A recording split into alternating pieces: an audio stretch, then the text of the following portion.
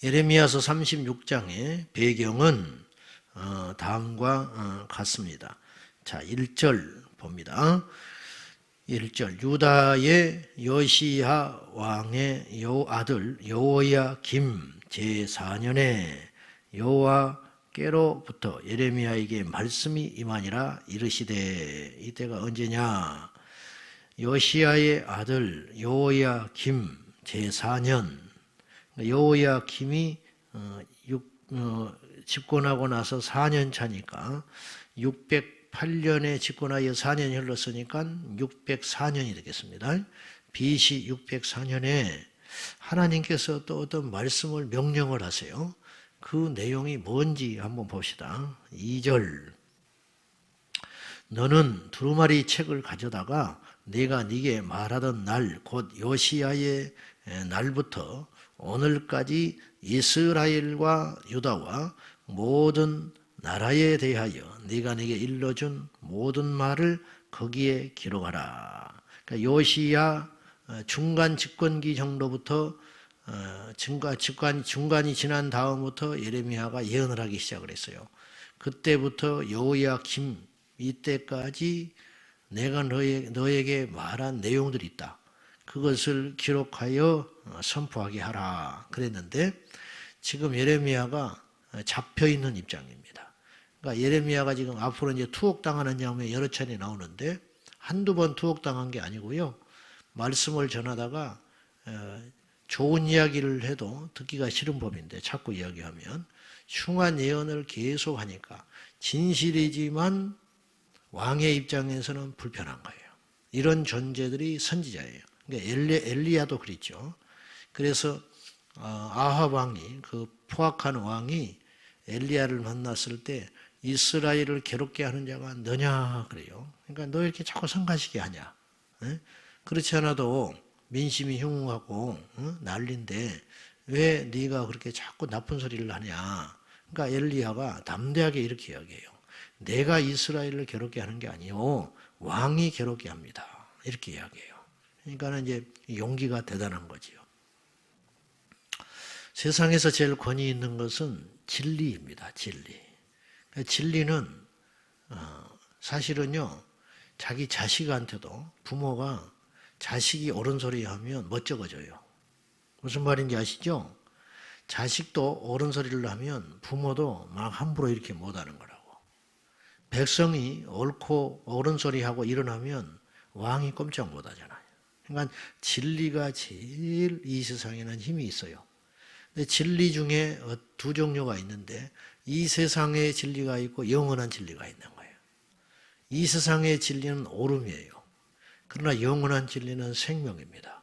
그러니까 이걸 우리가 잘 구분을 해야 돼요. 그리스도인들이 성령으로 충만하지 않고 기도하지 않고 아버지의 심정을 모른 채 세상의 정의에 대하여만 무장을 하면 영적으로 피폐돼요. 거꾸로 세상의 일과 세상에 돌아가는 이치에 대하여 관심이 없이 영적인 것만 추구하게 되면 세상에 힘이 없어집니다. 그러니까 이 두 개를 우리가 거룩한 욕심을 품고 같이 가질 수 있어야 돼요. 그래서 칼바르트라고 하는 신학자는 유명한 말을 했어요. 한쪽에는 성경을, 한쪽에는 신문을 들어라. 이게 그리스도인의 자세다 그랬어요. 저는 이것이 맞다고 생각해요. 지금 이 땅의 크리스찬들이 자꾸만 극과 극으로 달려요. 한쪽은 자꾸 신문만 취하자고 그래요. 그래서 하나님 앞에 가서 음성을 들으려고 하질 않아요. 영적으로 빈궁해지는 거죠. 감히 제가 볼 때. 또 한쪽으로는 세상 돌아가는 이치나 상식을 벗어버리고 자꾸만 영적인 것만 추구해요. 그러니까 자기는 충만할지 모르나 이 충만한 역사가 세상에 가서 감동을 주거나 힘을 주지를 못하는 거예요. 그래서 교회 안에 스스로 갇혀버리는 거예요. 목사가 교회에서는 제법 큰 소리를 칩니다. 목사가 교회 안에 와서는 영향력이 있습니다. 성도님들이 어쩌고 저쩌고 해도 주의 종의 말을 그래도 들으려고 하고 따라가려고 하는 풍토가 아직 있어요. 우리나라에. 그런데 세상에 나가면 목사가 우습게 여김받아요. 그건 이유가 뭐냐? 신문을 읽지 않아서 그래요. 비유적인 이야기예요. 제 말은. 신문을 읽지 않는다는 표현이 세상에 대해서 세상이 우리를 보는 거, 세상 사람들이 교회를 향하여 어떤 생각을 갖고 있는지 이거에 대해서 도무지 관심을 가지려고 하지도 않고 어떤 이야기를 들으면 그걸 반영하고 돌아보는 것이 아니고 그냥 대적해버리는 거예요. 그러니까 점점점 세상의 설 자리를 잃어버리는 거예요. 초대교회도 그랬을까요? 예수님도 그랬을까요? 그렇지 않았다는 거예요. 그러니까 지금 기괴한 신앙이 돼버리는 거예요. 물론 지나치게 세상에 관심을 가지고 그런 것에 기도 없이 몰려가도 이것도 심대한 문제가 되는 것입니다. 그러니까 이 두 가지를 좀 잘 조화롭게 균형 있게 갖춰야 한다고 생각합니다. 오늘 예배에 참여하는 우리 성도님들도 이것을 꼭 기억하셔야 됩니다. 이렇지 않고는 세상을 살릴 수 있는 힘을 잃어버리게 된다. 자, 진리에 대해서 두 가지 이야기를 한 거예요. 이 세상의 진리를 흔히 정의라 할 수 있어요. 영원한 진리는 생명이라 할 수 있어요. 물론 저에게 그 중에 하나만 택하라 그러면 저는 영원한 진리인 생명을 택할 것입니다. 당연히 그래야 되지만 그것을 이루기 위해서는 이 세상의 정의와 이 세상의 질서와 상식도 마냥 무시해서는 안 된다. 이런 말이에요. 그래서 답답한 그리스도인들이 너무 많은 거예요. 답답한 주의 종들이 너무 많은 거예요. 세상이 돌아가는 이치를 잘 몰라. 그냥 교회 안에서만 갇혀가지고 이래가지고는 세상을 살릴 수 있는 구원의 종교는 될 수 없다. 감히 이렇게 말하고 싶습니다. 그런데 지금 예레미야가 지금 잡혀있는 입장이기 때문에 하나님의 말씀을 그대로 받들 수가 없어요. 그래서 어떻게 되냐. 하나님이 붙여준 인물이 있는데 그건 서기관 바룩이라는 사람이에요. 그래서 이제 바룩을 예레미야가 예언을 하면 바룩이 옮겨 적습니다. 그리고 바룩이 가서 그 당시 고위층에게 선포하게 만들어요. 예레미야가 붙잡혀 있으니까. 자, 하나님은 다 대안이 있어요. 예. 하나님은 다 방법이 있습니다.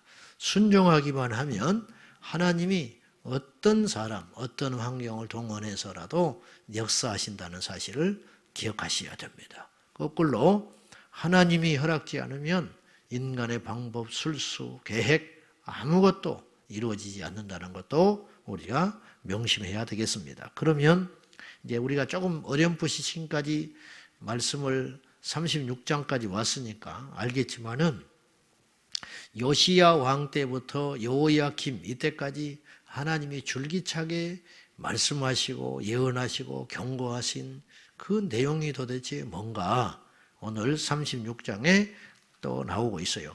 바룩을 통하여 기록하게 하시고 그것을 선포하게 하신 하나님의 말씀이 어떤 내용이었는가 이게 뒷절에 나오는데요.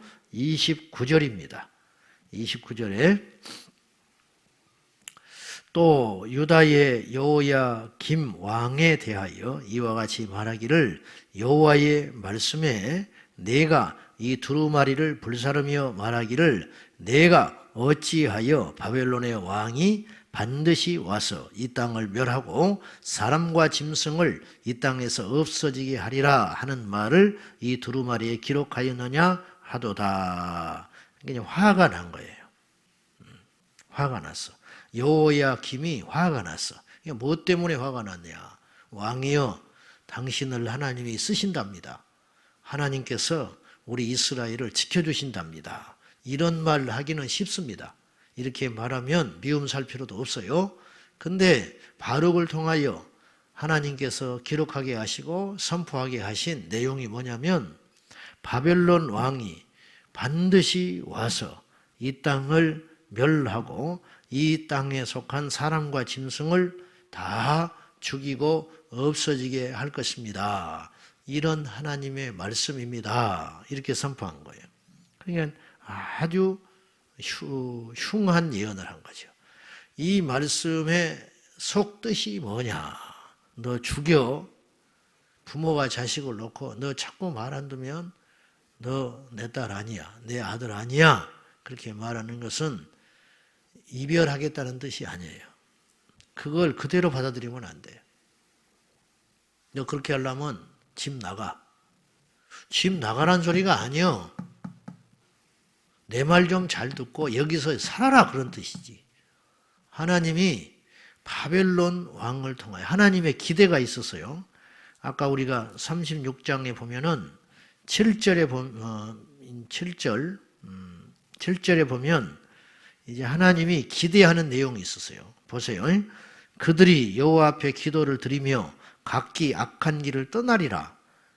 여호와께서 이 백성에 대하여 선포하신 노여움과 분이 크니라. 하나님의 기대가 하나님 앞에 나와서 이렇게 선포하면 기도도 하고 그 악한 길에서 떠날 거야. 이렇게 기대하는 마음으로 예레미야를 통하여 바룩에게 대필하게 하고 선포하게 했는데, 그런데 이들이 끝내 돌아오지는 않았어요. 돌아오진 않았는데 바벨론 왕을 통하여 멸망시키고 너희가 다 명하게 될 거야.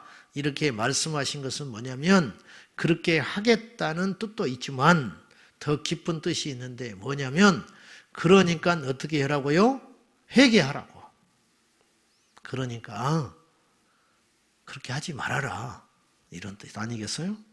근데 이 하나님의 기쁜 뜻을 알지 못한 채 이들은 믿지 않고 어떤 행동을 했느냐? 이들의 반응을 봅시다.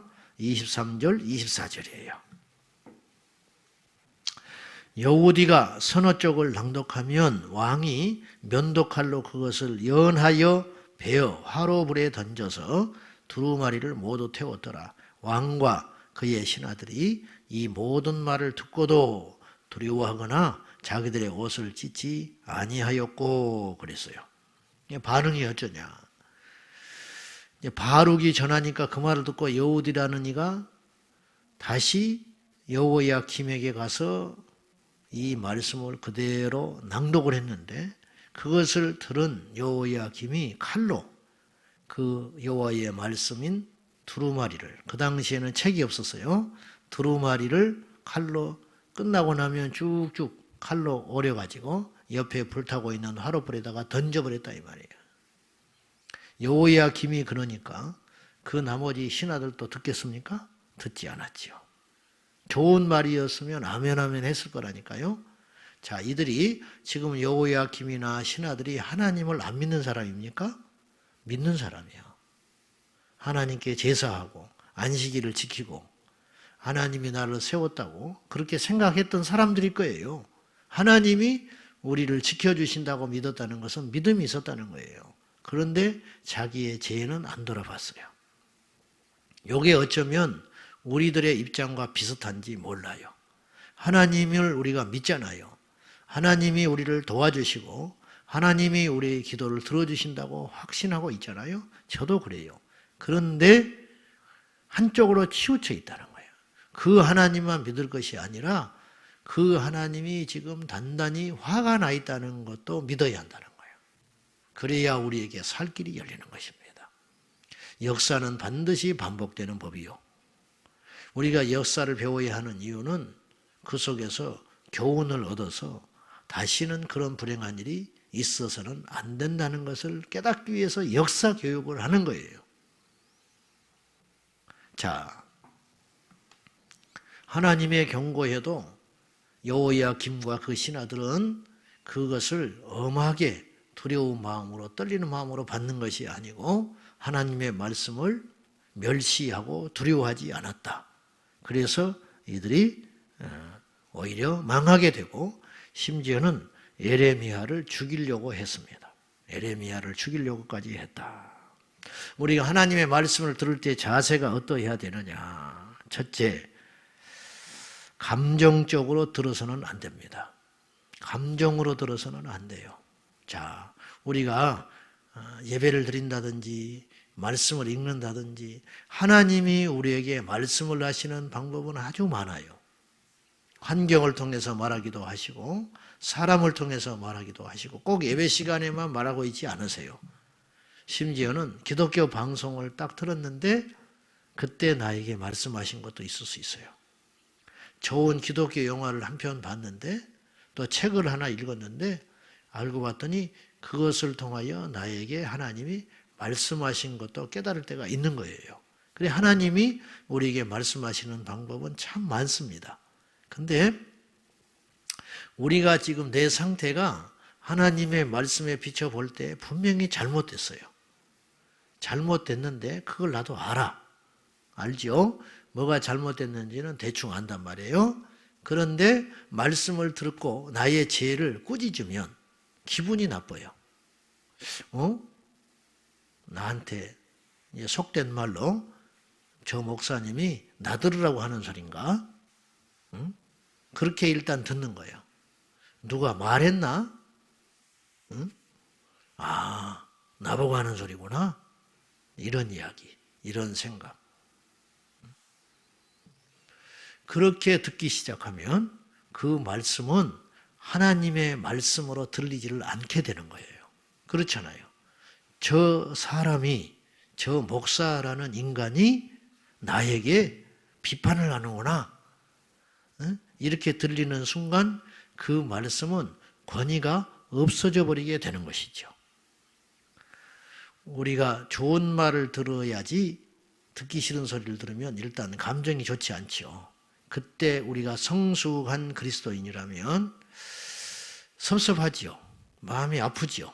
기분이 좋지 않죠. 그럴 때 감정으로 듣지 말고 이것이 맞냐 틀리냐 사실이냐 아니냐 이렇게 객관화하는 능력이 필요하다는 거예요.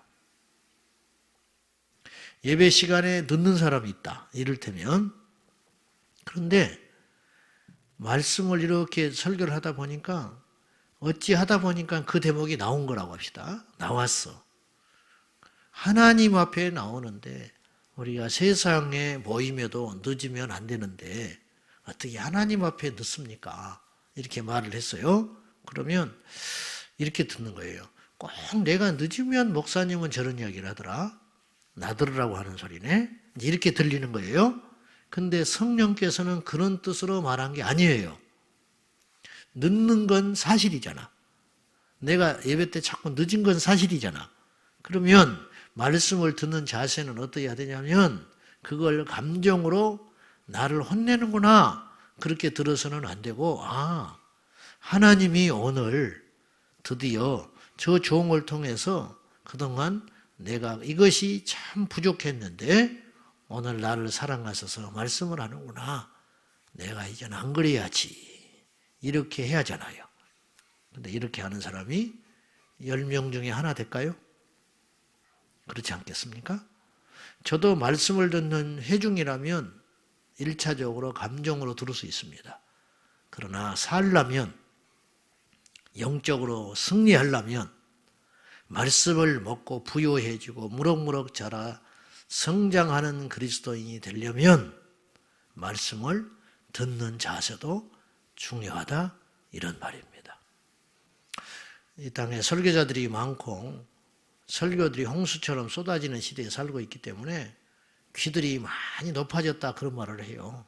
근데 귀가 높아졌다는 말이 이 제대로 분별할 수 있는 능력과 받을 수 있는 자세가 되는 것인지 아니면 쇼핑만 해가지고 귀만 커졌는지 나는 그것까지는 모르겠어요. 그것까지는. 그리고 자꾸 설교자들에 대하여 요구하는 게 참 많습니다.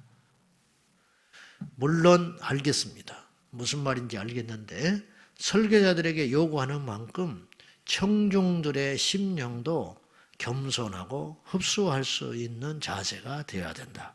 이것도 제가 말씀을 드리고 싶어요.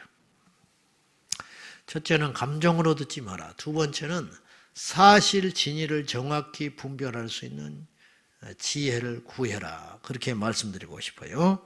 자, 무슨 말이냐면은 아까 제가 말했다시피 옳고 그르고 사실이냐 아니냐 그렇게 받아들여야지 기분 나쁘다 좋다 그래서는 안 된다 이 말이에요. 세 번째, 말씀이 전해질 때 그 말씀 자체의 내용과 함께 전하는 자의 영성과 인격도 보아야 한다.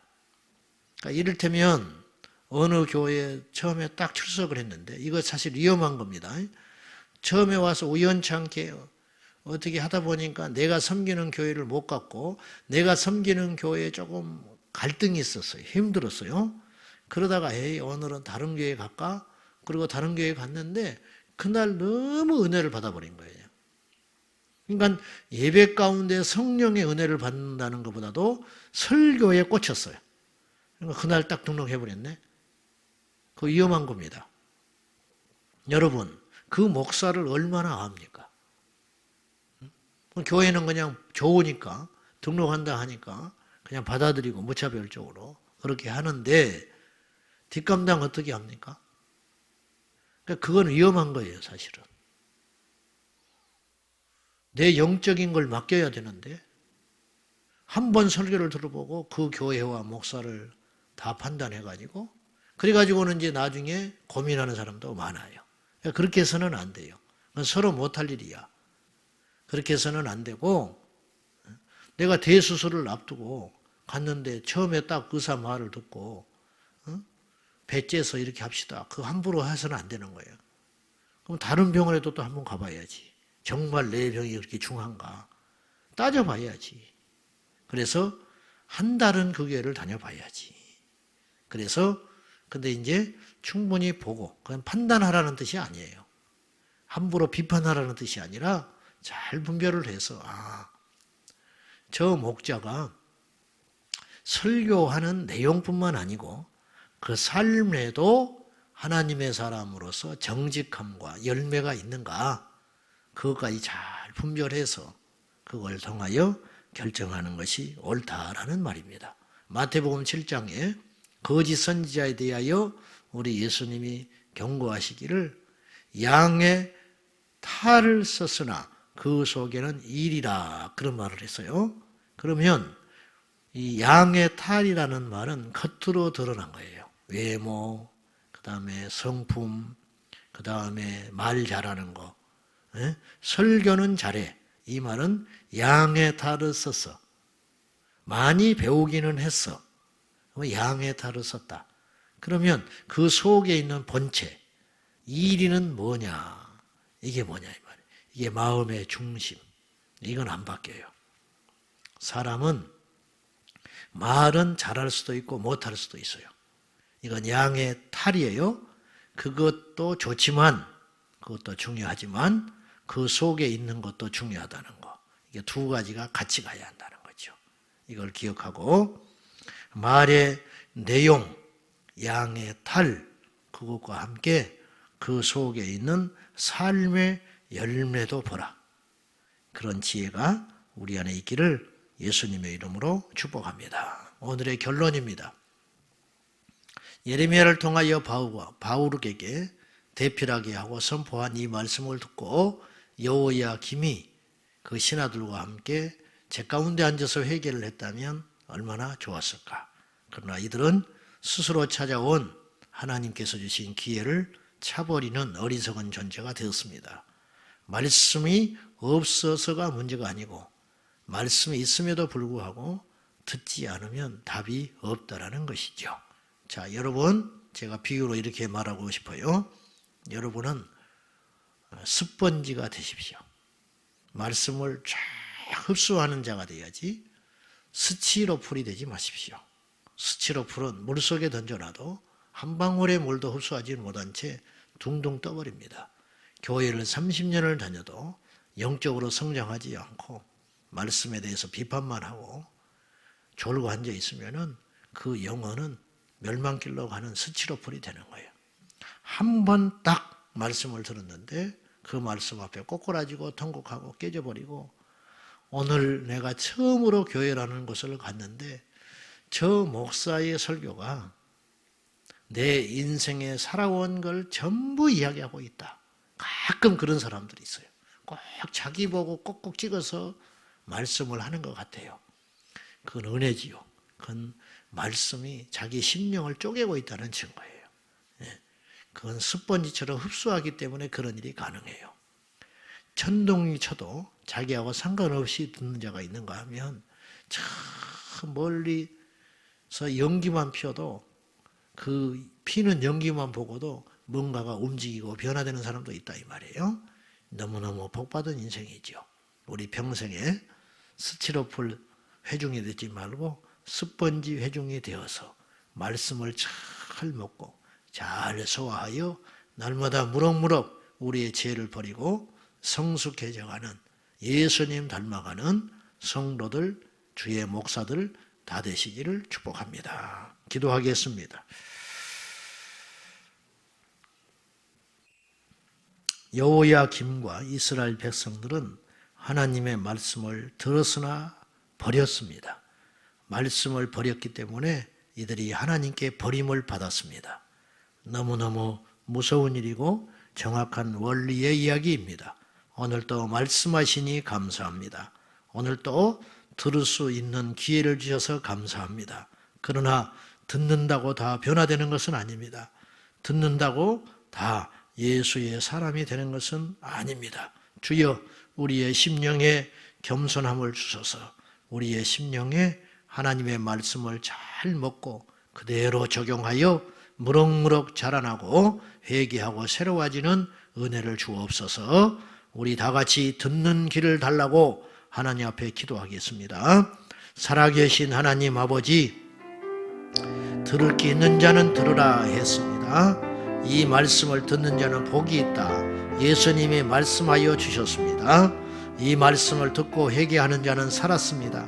예수님 당시에도 그 금쪽 같은 말씀, 생명의 말씀, 세상의 어떤 것과 비교할 수 없는 그 귀하고 존귀하신 말씀을 듣고도 돌이키지 않는 자가 있었는가 하면 돌이켜서 예수님의 사람이 되는 경우도 있었습니다. 아버지 하나님, 우리 모두가 말씀을 듣고 돌이켜 예수 그리스도의 사람 되게 하여 주십시오. 예수님의 사람으로 변화되게 하여 주십시오. 예수화 되어서 하나님의 뜻을 알고 하나님의 말씀에 순종하는 진정한 예수 그리스도의 말씀을 듣고 회개하고 돌이키는 예수님의 용사되게 하여 주시옵소서. 많은 말씀들이 이 시대에 쏟아지고 있습니다. 많은 말씀들이 이 시대에 선포되고 있습니다. 그러나 그 말씀 모두가 우리를 살리는 것도 아니고 그 말씀을 모두가 듣는 것도 아닙니다.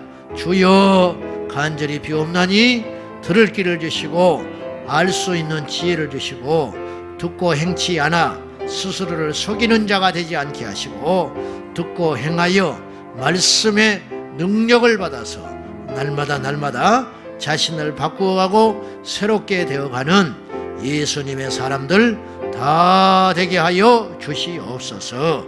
주여 믿습니다. 귀 있는 자는 들으라. 이 말씀을 듣는 자는 복이 있도다. 예수님께서 친히 말씀하여 주셨습니다.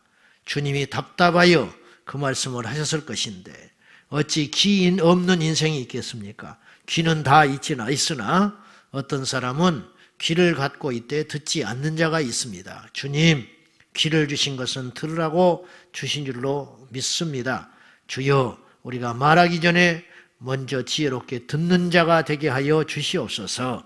여호와의 경고를 무시하는 어리석은 자가 되지 말게 하시고 여호와의 경고를 경히 여기는 자가 되지 말게 하시고 여호와의 말씀을 참으로 중하게 여겨서 두려움과 떨림으로 말씀을 듣고 그 말씀으로 자신을 돌이켜 회개하는 지혜와 믿음과 은혜를 허락하여 주옵소서.